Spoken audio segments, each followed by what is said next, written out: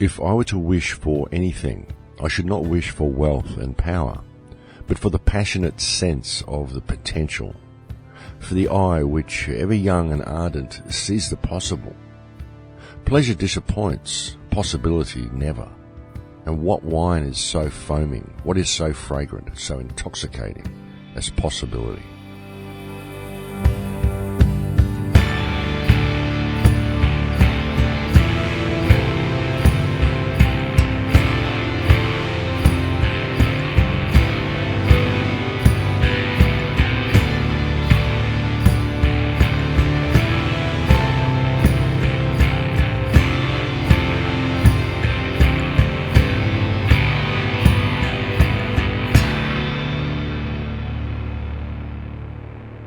And this week's opening quote comes from Soren Kierkegaard. Welcome to Surviving the Matrix. Ladies and gentlemen, my name is Maxwell Igan. It's a pleasure to be with you once again, and I'll be your host for the next hour. The universe is indeed a realm of possibility. It is a realm of endless possibility, and indeed the only thing that limits the creative potential of the universe and of ourselves is our belief of what is or is not possible. And if we really look at things realistically, folks, what we find, generally speaking, is that these beliefs are usually not our own. They're usually beliefs that come from an external source somewhere. They're other people's beliefs that we've been trained to go along with via the education system, via peer group pressure, via our social systems in general. But very often these ideas, these concepts of what is or is not possible are not ours. They are concepts that have been programmed into us by other people. They're other people's versions of reality. Now, you might hear this and think, well, that's all very well for you to say that, but science is science and physics is physics, and there are certain aspects of reality which function a certain way, and that's just the way it is. And it can't be denied, that's just the way it is. There are some things that are simply impossible. But really, folks, I would beg to differ. I think that absolutely anything is possible, and that what limits the creative potential of possibility is simply, as I said, the belief that we hold. And of course, when discussing what may or may not be possible, my mind always turns towards things such as the double slit experiment and the measurement problem, because the measurement problem and the double slit experiment both indicate that absolutely anything is possible, and that the outcome of any situation is determined by what belief system the observer adheres to. And the double slit experiment is, of course, a great example of this. And if you're not familiar with the double slit experiment, I suggest you Google double slit experiment and just check it out, because it's a pretty amazing sort of an experiment, and it indicates that the belief of the observer affects the outcome of any given experiment. And this is a profound understanding to have, folks. Once it sinks in, it truly is a profound realization. Now, in discussing belief and possibility, the late, great Terence McKenna once said, and I'm paraphrasing here because I can't remember the quote exactly, but he said that the world is made of words, and if you can understand words, you can control reality, or words to that effect.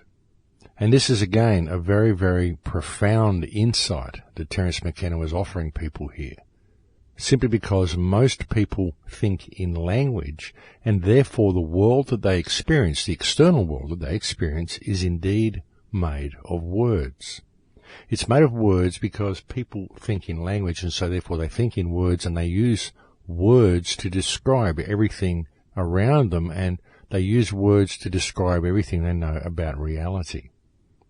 So therefore, right from the onset, people's understanding of reality and people's belief of what is or is not possible is based on their understanding of the language that they speak. And this is a very, very important thing to consider, folks. that people think in words, and if they don't understand their language properly, then of course they will never be able to understand reality properly. And again, folks, once this sinks in and really sinks into people, it's a profound realization. But people don't understand words, they don't understand their language, and so they don't really realize what is and is not possible. Their concepts of what is and is not possible are constrained by their belief system. They're constrained by the parameters that science has told them reality must fit inside. And so they never have any real concept of what is or is not possible. And it's the same with freedom. It's the same with the state of our social systems, the same with the state of our consciousness, the same with the state of the control grid, the power that the so-called Illuminati have, the power that this system has over people. A lot of the power that it holds is simply people's belief that it has power over them, when really it doesn't. But if it can convince people that it does, then people will readily give their authority away. There's another wonderful statement that somebody made once. I'm not sure who it was. It may have been Delama Diverse, but someone said that if you assume a position of authority, people will readily give you that authority.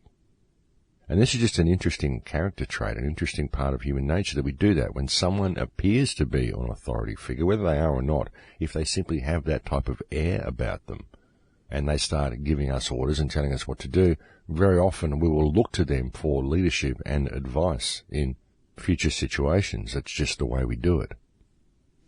And this is a lot of what the controlling hand has done, ladies and gentlemen. They have assumed a position of authority, and they've tricked people into thinking and into believing that they actually are all-powerful, when nothing could be further from the truth.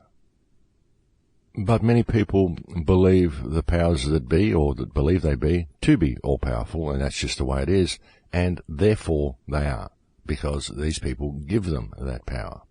That's the way it works, folks. If you believe something is all-powerful, then you are powerless to do anything against it, and you never will be motivated or feel empowered enough to be able to make a difference, because you'll believe right from the onset that it's a pointless exercise and there's nothing you can do. And this is a program. This is a program that has been very carefully instilled into people, and people have been convinced, mainly through the education system, that authority is real and that the government is all-powerful. But it's a trick, folks. It's a lie. They're not. It's like how you train a dog, folks. I mean, for those people many people have done this, people who have had a vicious dog or perhaps a bull or a cow in a yard, and they've wanted to keep it in a certain area, they'll put up a wire, 4 fence pegs with a piece of wire, and run a current through the wire, so that whenever the dog or the cow touches that wire, it gets an electric shock. And you only have to do that for probably 1 day. And then after you've done that, you can put up 4 fence pegs and just run a piece of string between each peg, and the dog and the cow will not go anywhere near that piece of string, because it's convinced that that piece of string is all-powerful and it will get an electric shock from it. And you've got this incredibly powerful beast contained by 4 fence pegs and a piece of string. Simple, fear-based mind control. And generally speaking, that's what's been done to human consciousness. And it's a program, folks. People have just been convinced through the education system and through certain experiences in their lives that the government is all-powerful.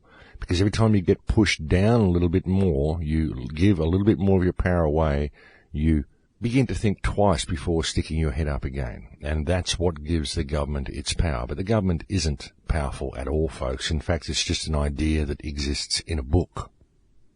And in fact, the only thing that gives the government any power anyway is those people who work within the constraints of government who actually believe that the power is real and who believe the system is real. It's all programs, folks. It's all based on people's belief systems. And that's a lot of what the Illuminati, for want of a better word, have done. They have convinced people that they are all-powerful when nothing could be further from the truth. They're not all-powerful at all. And In fact, everything they have done and everything they continue to do to lock the world down and to lock the human race down only serves to bring about their own demise, because what it does is it exposes the machinations of the control system for all to see. And in doing so, it wakes more and more people up along the way, and that's just the way it goes. The more they try to lock us down, the more people wake up. It's a self-fulfilling prophecy, folks. It's just nothing they can do to stop it. The trick is, though, getting people to understand what is and is not possible and what type of a world we can actually have, because this is a realm of infinite possibility, and the world we could have could be very, very different to the one we've got. And it's only a matter of people rediscovering their power, which holds us back from taking us to where we should be and taking humanity to the heights we have the potential of reaching. You see, in understanding what is and is not possible, something that people are very scared of even considering is the possibility of personal power. And I say scared because they are. People are generally afraid of ever stepping into their power, because very often people don't want to be seen as someone who's sticking their head up above the boards. They don't want to be seen as someone with any authority. And they believe that if they have authority over their own lives, then they're going to draw too much attention to themselves. And people are very scared of drawing attention to themselves. And it is fear, folks. It's fear that keeps us back and holds us back in so many aspects of our lives. And it's fear that holds us back from ever stepping into our power and taking this system on. But really, it's something that we have to do. Now, there's been a lot of work recently. There's been a lot of work that's been done by a lot of people over a lot of years towards exposing this system. I mean, a lot of people have made some pretty good progress in doing so, and it's been a learning curve for all of us, folks. It's really been a learning curve. Don't think that everybody who's got an idea which isn't quite right is Illuminati and is leading you down a path of disinformation, folks, because very often it's just part of their learning curve. People have realized that there's something wrong, and they're trying to find a way out of it. They're trying to find a way out of the fiction. What they're really not realizing is that the key word is fiction. I've said this to you so many times. Everything that exists on paper is fiction. Everything the government does is fiction. All of the rules that constrain us are all fiction. What we are living human beings, living flesh. We are mankind. And we have the potential to do incredible things. And we've created this whole mess that we're in because we simply don't understand ourselves and we don't understand reality. And it's a program, and it's all been programmed into us. It's all been pushed on us by other people. But we are guilty of taking this programming on.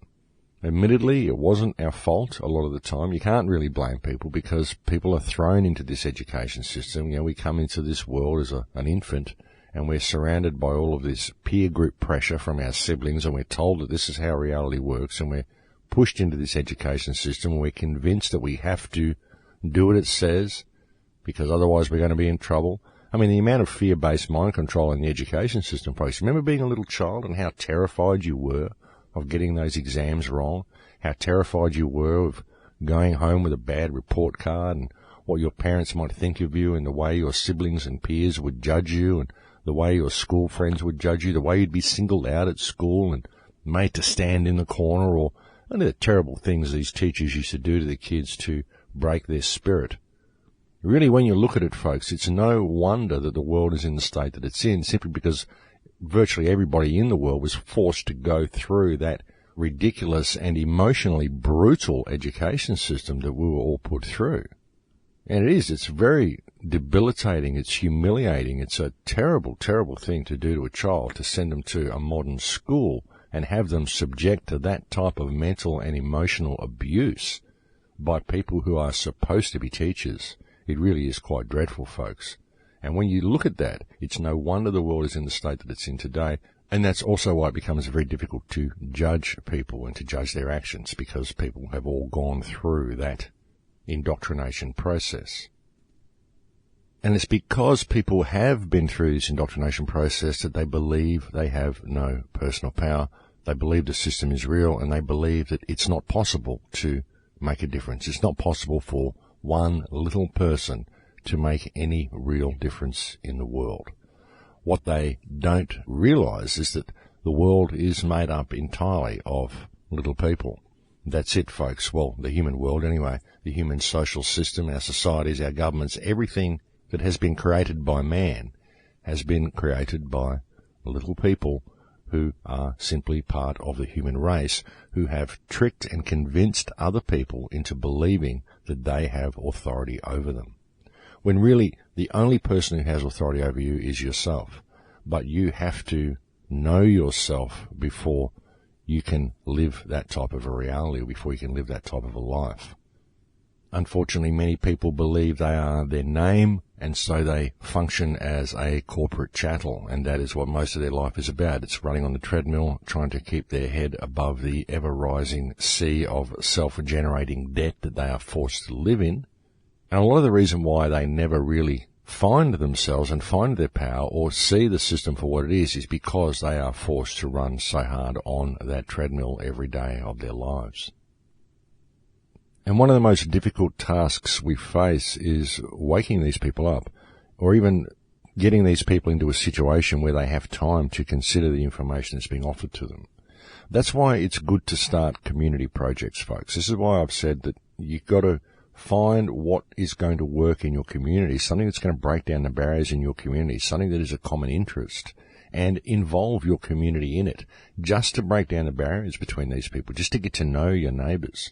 I've always thought that things like community gardens are a great place to start because everybody eats and you get to grow your own food. You get to have good, healthy, organic food as a result of the garden. You're out there, outside in the sunshine. You've got your hands in the soil. You've got your hands in the dirt. You're getting into contact with the earth again. It's a really good thing. It's a really good thing for people to do, and it's a very connecting thing for people to do. And it's a great way of breaking down the barriers with people. But even if it's just a chess club or a local night or something where you sit around playing cards, just something where you're going to be able to be in a situation where you have conversation going on and you're going to be able to inject interesting topics into the conversation and find ways of cracking that shell, just getting people to think outside of the box a little bit. There's got to be something, folks, that's going to work. And even if you're not able to bring information to people straight away, at least find some way of getting to know these people and striking up some sort of a friendship with these people.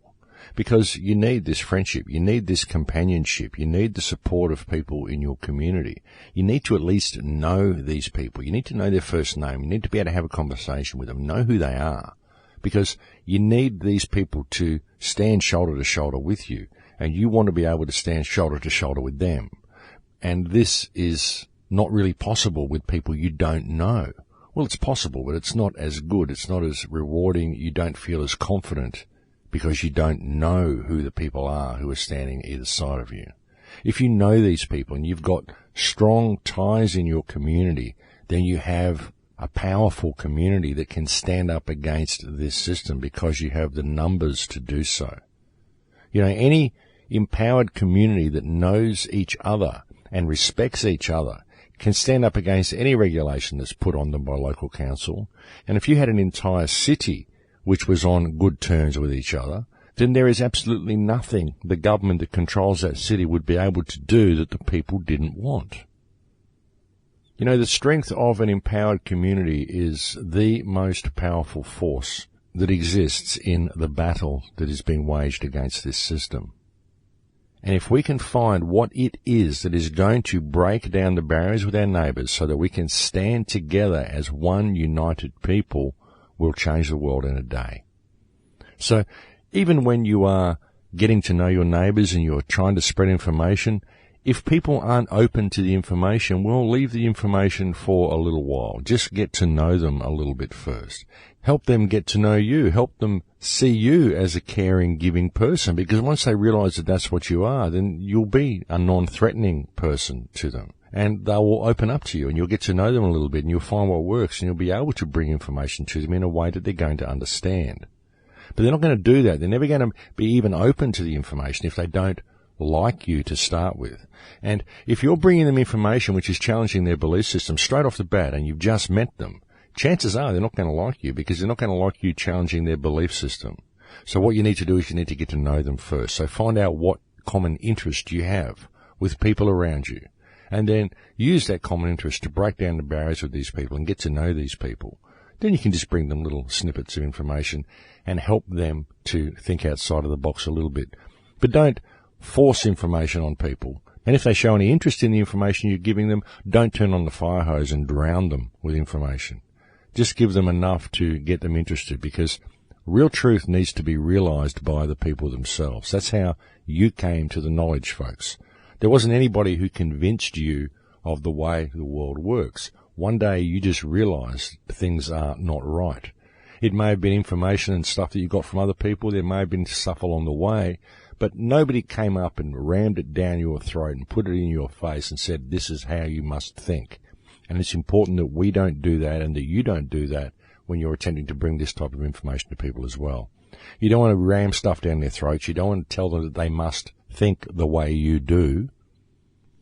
You need to open up a doorway for them, a doorway of discovery, so they can realize the truth for themselves. Because that's how it must be, folks. Real truth is always realized. It can never be told. You know, none of us like to be told things. None of us like to be spoken at. We prefer to be spoken with. And something people seem to very often forget is that when you are bringing this information to people, you are challenging their belief system. I mean, it becomes very obvious to you. Once you wake up, once you really step back and see how the world works, the workings of it become so obvious that you just think, wow, I don't know how I didn't see this before. And it becomes incomprehensible that other people can't see it the way you do. But you've got to realize that you didn't always think that way. There was a process that you went through. There was a time when you simply were wandering through life thinking that this was all normal and this is the way the world is, and you never thought about it. It isn't that you thought it was normal, you just never thought about it. You never thought about the possibility that it wasn't normal. You just simply went about your life through the daily grind that you were doing, the daily routine that you got yourself into. You had your work time and you had your little pleasures and you had this and you had that, and you never really thought about it. And you've got to understand that that's the position other people are in, and many people have spent their entire lives never really thinking about it. And they've gone through their lives, they've got themselves to a certain point, and then you come along and you say, well, listen, everything that you have done up to this point has been completely meaningless. You have been looking at reality from the wrong perspective, and that the world is very, very different to what you believe it to be. That's basically what you're saying to people, folks. And this is a huge threat to people. This is a huge challenge to their belief systems. And people take the information in a very, very negative way. When you attempt to bring this information to them, they are very likely to simply reject it outright, offhand, without even thinking about it, because it is so confronting to them that they are simply not able to think about it. And it's a gradual process, folks. The realization is a gradual thing. So you don't want to be walking up to people and simply confronting them about everything they thought was real from the moment that you met them. This is not a good way to wake people up. In fact, it's actually quite detrimental. If you do that to people, very often you will put them in such a state of fear that they will close off completely and they will never ever be open to the information again. And rather than wake some person up, what you've actually done is closed someone down completely and forever. And there is a danger of that occurring if people are too aggressive in their presentation of this type of information. And you've got to be very careful what information you bring to people as well, folks, because there is an awful lot of disinformation out there. There are so many people that are literally trying to lead people down the garden path. There's so many people who are speaking out against anything which may unify the people. And there's other people that are offering systems and all sorts of stuff. So really, we don't need any type of system at all, folks. I mean, we may need some sort of a transitional period to get out of the situation that we're in.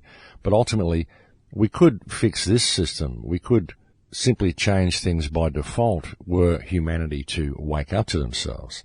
So really that's where the focus has to be, because that's where the root of all the problems is.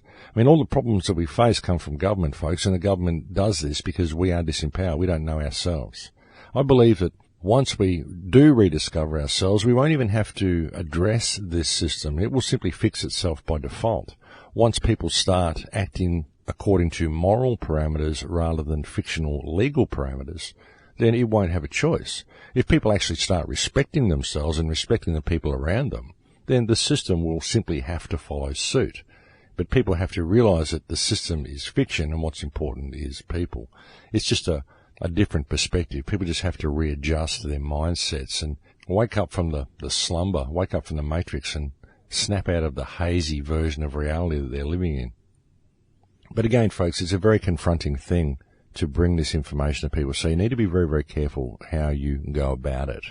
And that's why the best thing to do before you even attempt to bring any information about the true nature of reality or the way the world is run to people, what you've got to do is you've got to become their friends. You've got to break down the barriers, find out what your common interest is with these people, and do something with these people. Go fishing, go play a game of golf, do whatever it is that you do to socialize, to get to know people, find out what these people do, and do it one day. Let's go and have dinner. Let's go and have a picnic. Let's go water skiing. Let's go down the beach. Let's go hiking. Let's go watch a sports game. Whatever it is that you do, whatever it is that these people do, whatever it is that's going to break down the barriers so that you can get to know these people, that is the most important step that everybody should be taking in their community. Get to know your neighbours, folks. Get to know the people around you. Get to know the people in the building in which you live. Because these are the people you need to be standing with, and these are the people who you need to stand with you. And so you need to know and respect each other in order for this to happen. Once you know and respect each other, you'll find that natural conversation will come about a lot more easily, and you'll be able to start bringing some of your political views and some of your spiritual views into the conversation and just testing the water. You might find that people are more awake than you actually gave them credit for if you do this. But always test the waters, folks. Don't just come on with an onslaught of information and drown people in it, because it's way too confronting for them and it's counterproductive. It's not going to break down any barriers. In fact, it's going to serve to see that the walls are erected a little bit higher. And this is not what we want. This is counterproductive, and it is the opposite of what we want. So be very careful with how you interact with people, folks, and realize that it's about people. It's not about the information as much as it is about human interaction. That's what we're looking for here. Because that's what we're lacking in our society. I mean, there's so much about this society that is designed to keep people divided, and it's done for this specific reason, folks, to keep people at each other's throats, to keep people judging each other by fictitious parameters, judging people by their social standing or business status, judging people by what they look like, what they dress like, how many rungs they've attained on the social ladder. And it's all fiction, and it's all designed to perpetuate the system, and that's exactly what it does. Keeps us apart from each other, and so the system just functions just fine. So as the system does everything it can to keep us divided, it creates this idea in people's minds that they are powerless because, I mean, what could such a disunited community do? I mean, we can't even get people organised enough to agree on what colour to paint the fence. How are we going to get people organised enough to agree what the government should do about any situation? It's kind of created this scene where the situation that we face seems like it's impossible to fix, and it seems like it's impossible for a little person to make any type of difference at all. The problems that we face just seem insurmountable when viewed from a ground floor perspective. But really they're not insurmountable at all. The issue is that most people don't really understand what the actual problem is. People keep viewing symptoms as actual problems, and they spend their time attempting to put band-aids on the symptoms, but they're not looking at the problem which caused the symptom to manifest. And this is also something that I've gone through a million times on this show, the fact that we only really have one problem, folks, and the problem is the divided state of our community. Because it is the divided state of our community which allows government to get away with what they do, and it is government which enacts the legislation which enables things like coal seam gas to happen and all the problems that we face. It enables the people of our countries and our nations to be stolen from because we are divided. We don't have the means by which to stand up against our controllers because we are disunited. And this disunity is a result of the lack of respect we have for not only each other, but also for ourselves. We judge ourselves poorly because we judge ourselves by parameters which are not our own. And so we don't ever view our lives from a realistic perspective. We think that we're unsuccessful. We think that we're not all we should be because we are judging ourselves according to fictitious social and economic parameters that have been put there by this system.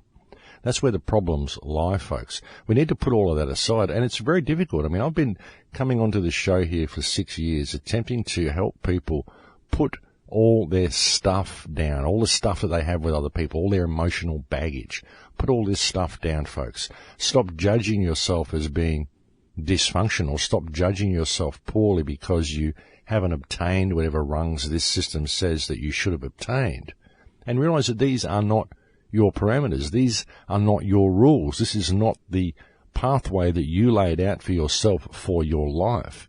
This is a pathway that someone else laid out for you. And they put these markers along the way for you to measure yourself up to, but they made sure that you would never really be able to achieve what you wanted. Or maybe a few people can, a few special people can, because then that instills the concept into people's minds that some people are actually special, and that some people deserve more than other people because they are able to function better within the parameters of the system, and so we will reward them more. And this, of course, causes other people to judge themselves poorly. And it causes other people to aspire to be like these celebrities, as we label them. You know, these gurus, these external people that we measure ourselves up to, according to the parameters that are given to us by this system. It's a joke, folks. We never get to experience ourselves. We never get to experience the art of our lives, and we judge ourselves according to external parameters. So we don't respect ourselves. And because we don't respect ourselves, we compete with the people around us. We compete for the top position on the top of the pile. See if we can get more stuff and a bigger front door and all the stuff that makes us a better person. And it's all illusions, folks. It's all illusions specifically designed to keep you battling for something you will never obtain and keep you running towards a goal you will never achieve and to keep you from ever experiencing the art of your own life and realizing your own creative potential for simply being an expression of creation, being a vibrant, functional human being. This is what the system has taken from you. This is what it's all about, folks, harvesting that energy from you, harvesting your life from you, making sure that you don't experience your life yourself. Someone else controls it. That's what this is about, folks. That's the big energy harvest that happens. As I've often said, folks, the system doesn't do what it does to steal wealth from people, not physical wealth, not monetary wealth. The wealth that it steals is your life, your soul, your energy, the time that you spend here on this planet, because you are spending that time devoted to the system rather than experiencing yourself. So the question is, of course, what do we do about this situation? What do we do about all this? Well, that's what I've been attempting to share with you for the last 6 or 7 years on the radio, folks, is the need for you to participate. If everybody out there participates in their community at large, then we can make a difference. You know, if you can break down the barriers in your community and get involved with the people around you, you will make a difference. And do things that are going to help you free yourself from the shackles of the system. Like putting in gardens is a great idea, folks. You've got to become as self-sustainable as you can. I've been telling you this for 6 or 7 years as well. Community gardens are a great way to get to know people, and it's great for you as well because it's getting you involved with the earth again, and that's a lot of what we've lost, is that connection to the earth mother. And I think we need to get that back. So doing things like this is a great start, plus it gets you involved in your community. You know, it's so important that we participate in the communities in which we live, folks. This is why I've spoken out against alternate communities so much. I mean, unless you can create an alternate community that is right on the edge of this community and still involves itself with this community, well, that would work. You can create some sort of a working model.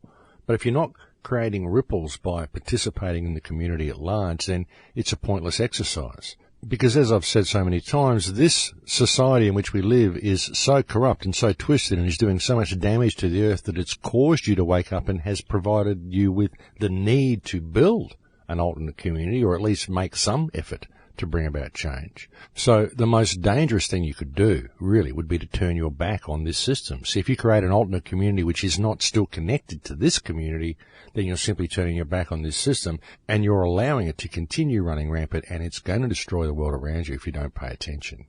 So we don't need to create alternate situations, folks. We need to fix this one. You know, a lot of the stuff that we do in these alternate communities, we can actually do in the community at large, if we simply put our mind to it. You know, we go and we get these properties and we try to create this alternate intentional community. But what about in one block of the suburbs?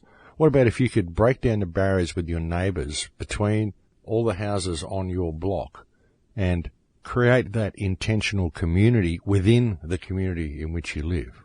Imagine if we did that. Imagine if we had one block and everyone took down all their backyard fences so that all of the backyards were connected, and you put in huge veggie gardens, and you put in like a huge community swimming pool, it could be almost a lake to do the whole block. You know, you could do something that would involve everybody in the neighbourhood and get everybody involved in an intentional community within this one suburban block. That'd be an amazing thing. I mean, it'd probably be more amazing if you could find one block of people who are actually going to get along with each other well enough to do that, but it is a nice dream to have anyway. I can just envision it in my mind, what that would look like. A suburban block with no fences, big community gardens that serve the whole block, a big swimming area and a park and all that. So you can do it all in one block, just in your backyards, by putting them all together, folks.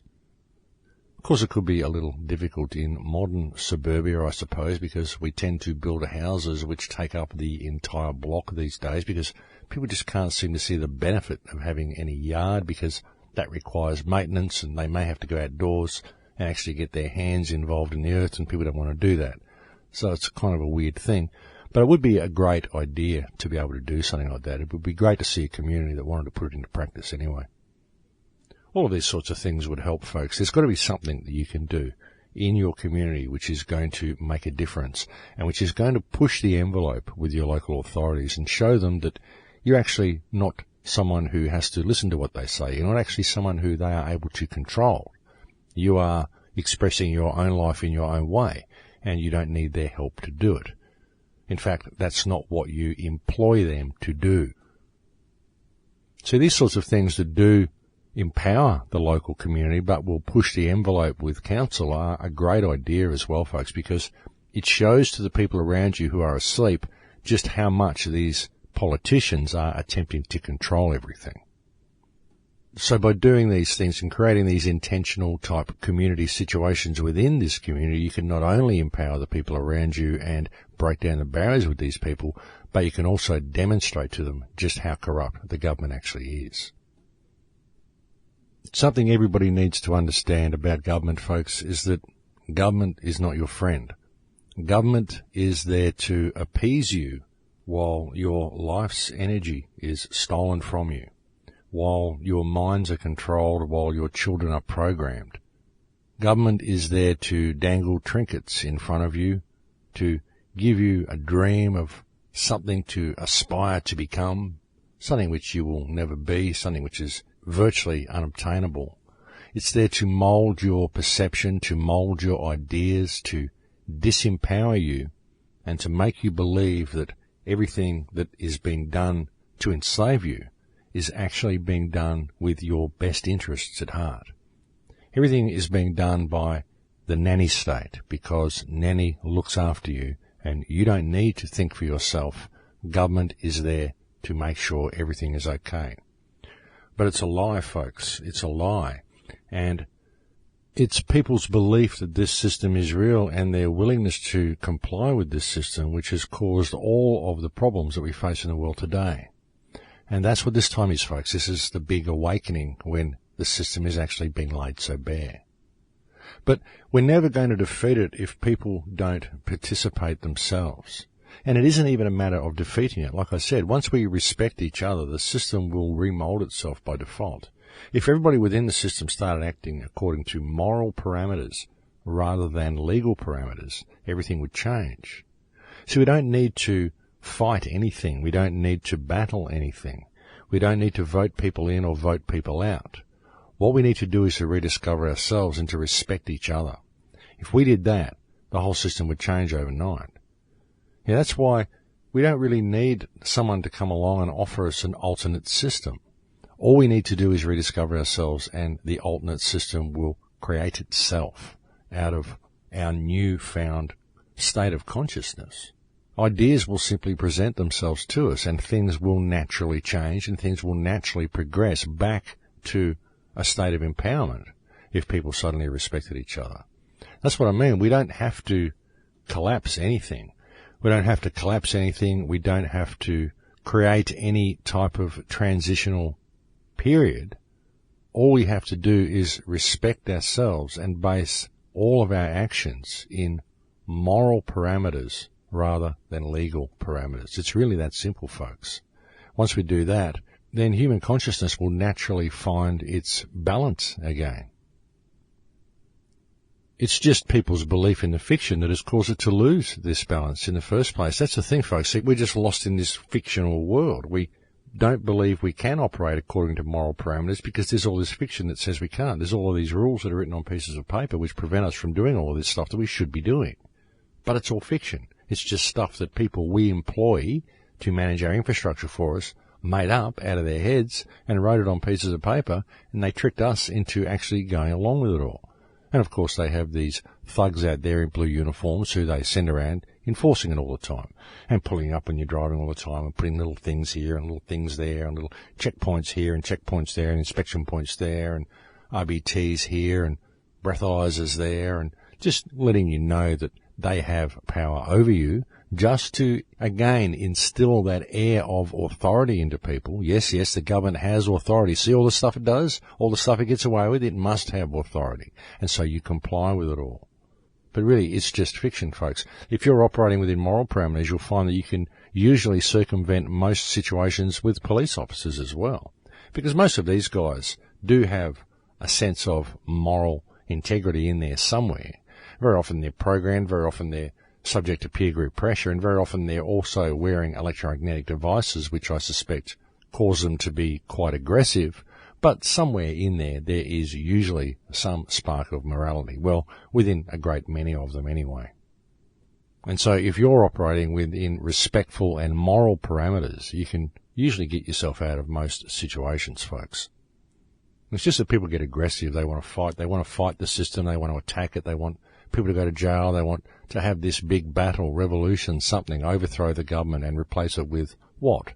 When the reality is that we don't have to overthrow anyone or anything. All we have to do is rediscover ourselves to the point that we actually respect ourselves and can respect other people. And stop buying into all the division. Stop buying into all the disinformation. Stop thinking that everybody's against you. Realize that we're all in this together. Humanity's just finding their way through this, folks. And we've been taking baby steps for a long time, but now we're really starting to come into ourselves. And it's important now more than ever that people act respectfully towards other people and act respectfully towards themselves, because that is the key to real change. Respect. And respect for all people, folks, not just respect for your family, not just you demanding respect from other people, but everybody respecting each other equally. And I believe, as I've said so many times, that this comes by default once you really respect yourself. That's the problem, is that people have been given all of these false parameters to measure themselves up to, and so they don't really respect themselves. And therein lies the heart of the problem. And you know, it's this lack of respect for themselves and the lack of knowing themselves that actually causes the problems for people when they're attempting to stand up against authority or stand up against this system as well. Because even though people will put their name down, they'll realise that they're not their name. They'll realise that their licence is not who they are. They realise all of these things about the fiction, but somewhere in the back of their minds, the fear is still there. They are still bonded to the fiction via what is essentially a spiritual contract that they've made via their inner belief that the system is real. And you need to dissolve these spiritual contracts, folks, because once you dissolve the spiritual contracts that are deeply ingrained into you, these are all programs as well, folks, all of these contractual obligations that you believe you have. You know, many people seriously do believe that they are obligated to follow the rules and obligated to respect authority. And these are spiritual contracts and they're programs. And you need to put these things down, folks. You need to break these spiritual contracts because they're not contracts that you made. They're not contracts that you were a party to in their creation. They're contracts that were superimposed over your mind and contracts you were basically forced into adhering to without your knowledge. But they're spiritual contracts. That's what these mental bonding agreements are, these inner feelings we have, this inbuilt respect for authority that's been programmed into us. These are quite literally spiritual contracts, folks. And you may put your name down, but you are still spiritually bonded to that name. Inside, you still believe you are your name. You've placed too much faith in the removal of the paper. Think, okay, because the paper's not there, the fiction's gone. But if the fiction is still there in your mind, then it's still there, and you are still bonded to that agreement, still bonded to that authority. So it's important that we look at this, and it's important that we be aware of what spiritual contracts we're making, what spiritual contracts we've made, what spiritual contracts we are adhering to. And we need to realize that the ones that were not created by us were created by someone else. They're usually part of a control grid, and they're not something that we need to be a party to. We need to put them down, folks. You know, you'll find that if you can put down your spiritual contracts and really, really discover yourself and truly respect yourself and truly stand in the power of your flesh and stand in the power of your light, the power of your art and shine your light, you'll find that you can get through most situations because you don't call negative energy in. You just don't do it. You know, some people just don't call it in. Like I said, I haven't been pulled over by the police in probably 10 years, folks. I just don't call this energy in. I don't know what it is, but I just don't call it in. Well, I do know what it is. I think it's the vibration that I hold. And don't think that I'm some guru or some perfect person, because I'm not. I get mad, I get angry, I get annoyed with people, I get frustrated. I have all of the same emotional journeys that everybody else has. Don't think that I don't. I'm nobody special. But I don't feel that I am a party to the contractual obligations of this system. I don't feel that I have any need to respect authority. But again, I don't feel that I have any need to battle authority as well. Because as I said, it's not about a battle. It's about simply changing your perspective. That's what it's all about, folks. That's what the whole thing is about. That's what it's always been about. And that's why there's nobody to overthrow. That's why there's no need to create an alternate system or create anything that will control us. All we need to do is rediscover ourselves, and the step out of this system into something more functional will be a natural progression. It will be an organic occurrence. It will just happen the way it is supposed to happen. Humanity will just naturally progress along the path that we should progress along once we rediscover our power. And that's the important thing, folks. That's what it's all about. And that's what I've attempted to share with you on the show for so many years in so many ways. Just finding ways that will crack that shell and help people rediscover themselves and rediscover the power that they hold. But also to participate in your community at large. Get to know the people around you. This truly is the most important thing that anybody can do, is to get to know as many people around you as you can. Do things for people. They'll do things for you back. They just will, because people naturally want to help each other. We just do this. We're just caring, giving people. And that's what we need to get back, folks. I think it's a natural state for us to be in. And if we were allowed to be the caring, respectful, decent people that we are, then abundance would be a natural result. Abundance is a natural byproduct of respect, ladies and gentlemen. And abundance is the natural state of life on this planet. The only thing that prevents it is the system, and the only thing that perpetuates the system is, as I said, the divided state of human consciousness. Well, look, we're getting close to the end of this show here now, folks. We've got about 4 minutes left. and this is going to be the last broadcast that I do for some time. I've got a lot of work I need to catch up on. I really would like to get the film finished, and I have a lot of upcoming speaking events I need to prepare for.